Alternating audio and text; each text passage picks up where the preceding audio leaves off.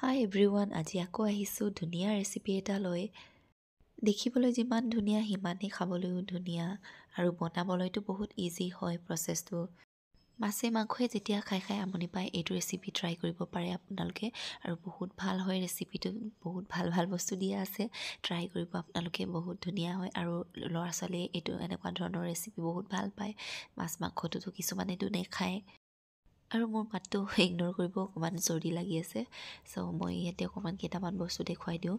ইয়াতে মই পিঁয়াজ কাটি থৈছিলোঁ আৰু সেইখিনি পিচি ল'লোঁ আৰু ইয়াতে কাজু আলমণ্ড লৈছোঁ আৰু ইয়াতে লৈছোঁ মই গোটা মছলা আৰু গুড়ি মছলা আৰু লৈছোঁ ঘি।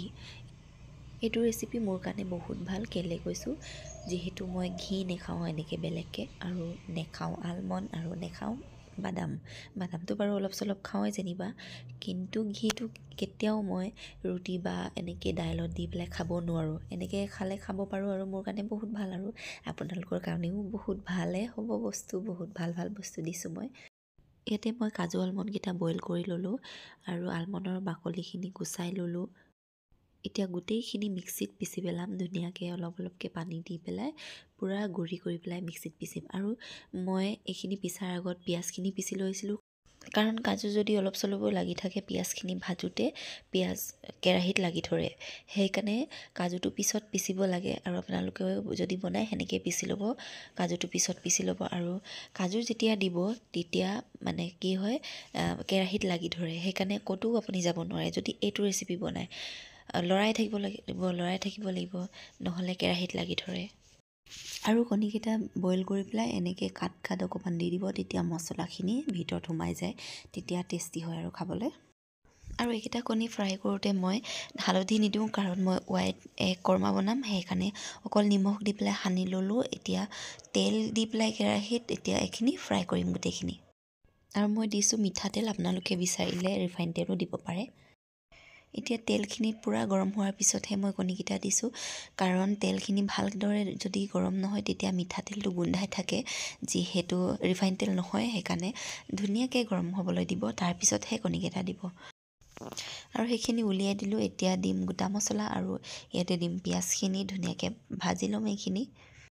আৰু পিঁয়াজখিনি দিয়াৰ পিছত এতিয়া তেজপাত 2 খিলামান দি দিছোঁ গোন্ধৰ কাৰণে, আৰু তেজপাতটো ইমান ধুনীয়া গোন্ধাই ঘৰৰ হয়। তেজপাতটো দিয়াৰ পিছত অকণমান লৰাবলৈ দিগদাৰেই লাগে মোৰ, সেইকাৰণে মই তেজপাতটো উলিয়াই থৈ দিম এতিয়া অলপ পিছত। আৰু নিমখ অকণমান দি দিলোঁ, আৰু এইখিনি ধুনীয়াকৈ ভাজ খুৱাম। এয়া দেখিছেনে পিঁয়াজৰ ৰংটো চেঞ্জ হৈছে আৰু ধুনীয়াকৈ। তেজপাতকেইটা উলিয়াই থৈ দিওঁ, নহ'লে লৰাবলৈ ইমান দিগদাৰ লাগে। পিছত দি দিম আৰু লাগিলে।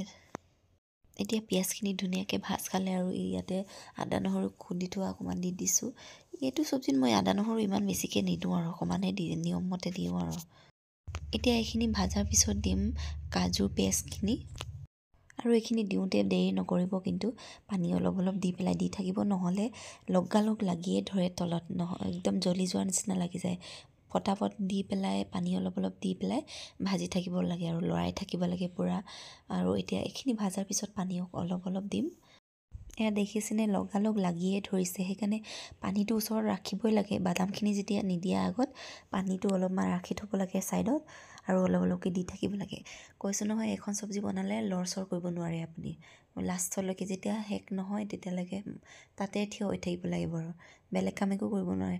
চব কাম চাম আজৰি হোৱাৰ পিছত যদি এইটো চব্জি বনাব হয় তেতিয়াহে বনাব, নহ'লে অকণমান যদি লৰচৰ হয় তেতিয়া একদম লাগি ধৰে। আৰু বনাবলৈ কিন্তু বৰ বেছি টাইমো নালাগে, যিহেতু চব কেঁচাকৈ খাব পৰা বস্তু। কণীও বইল কৰা হয়, আৰু বাদামখিনিনো আৰু কি ক'ম, অলপমান যদি ভাজি দিয়াৰ পিছত হৈ যায়। কেঁচাকৈ খাওঁ যেতিয়া এনেকৈও খাব পাৰোঁ।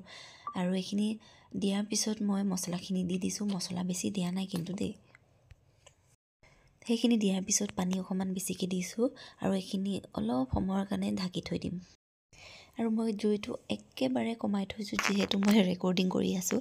অকণমান ইফাল সিফাল হ'লে জ্বলি যাব, আৰু সেনেকৈ কেমেৰা অন কৰিব লাগিব, অফ কৰিব লাগিব, লাইট চাইট সেইবিলাক বহুত সাৱধানে বনাইছোঁ। আপোনালোকে যিহেতু ৰেকৰ্ডিঙৰ কাৰণে নবনায়, নিজৰ কাৰণে বনায়, তো ইমান টেনশ্যন নাই। আৰু হ'লেও এইটো চব্জি অকণমান কমায়ে থৈ দিব লাগে, আৰু গেছটো বেছিকৈ ৰাখিলে পটককৈ জ্বলিয়ে যায়। এতিয়া কণীকেইটা দি দিলোঁ। কণীকেইটা অকণমান সোনকালে দিব লাগে খালি, তেতিয়া মানে মছলাটো ভিতৰত সোমাই যায়তো, তেতিয়া টেষ্টি হয় বেছি খাবলৈ। আৰু এতিয়া দিছোঁ মই গাখীৰ অকণমান, গাখীৰটো দিলে ভাল লাগে, গ্ৰেভিটো তেতিয়া বগা বগা হৈ থাকে ধুনীয়া, যিহেতু ৱাইট এগ কৰ্মা হয় ন, সেইকাৰণে দেখিবলৈ বগা থাকিলে ভাল লাগিব আৰু যিহেতু, নহ'লে একেবাৰে ৰঙা কৰি পেলাব লাগিব, নহ'লে অকণমান বগা টাইপ থাকিলে ভাল লাগে আৰু দেখিবলৈ ভাল লাগে আৰু খাবলৈও ভাল লাগে, সেইকাৰণে গাখীৰ অকণমান দি দিছোঁ। ইয়াতে অকণমান পানী মিক্স কৰি দিছোঁ মই, অকণমান গ্ৰেভিটো পাতলা ৰাখিছোঁ, যিহেতু 3জন মানুহে খাম, 3জন মানে 4জন বুলিয়ে ধৰক, যেনিবা সি টিফিন নিব দুভাগ, ৰাতিপুৱা গধূলি খাবৰ কাৰণে, সেইকাৰণেতো 4জনেই হ'ল ন, সেইকাৰণে পাতলাকৈ অকণমান ৰাখিছোঁ, আপোনালোকৰ নিজৰ কথা কিমান কেনেকৈ ৰাখে। আৰু এতিয়া দিম মই ঘি অকণমান, ঘিটো 2 চামুচমান দিম চাগে, সেনেকৈ নিজৰ কথা আৰু যিমান ভাল পায় কেনেকৈ, আৰু ঘিটো অকণমান বেছিকৈ দিলে ভাল লাগে আৰু তেল তেল টাইপ হৈ থাকে, তেতিয়া দেখিবলৈও ভাল লাগে, খাবলৈও ভাল লাগে, আৰু ঘিটোনো ভাল বস্তুৱেই হয় ন, চবেই খাবই লাগে। মইতো এনেকৈতো বেলেগকৈ খাব নোৱাৰোঁ, এইটোৱে মোৰ কাৰণে মানে বেষ্ট মানে চব্জি আৰু ইয়াতে দিছোঁ চেনি অকণমান, চেনিটো দিলে ষ্ট্ৰং টেষ্ট এটা আহে, ভাল লাগে খাবলৈ, আৰু মিঠাও অকণমান থাকিব, জ্বলা মিঠা থাকিলে এনেই চব্জিখন ভাল লাগে ন, আৰু বেলেগ চব্জিত যেনিবা নিদিওঁ, এনেকুৱা চব্জিবোৰত চেনি অকণমান দিব লগা হৈ যায়।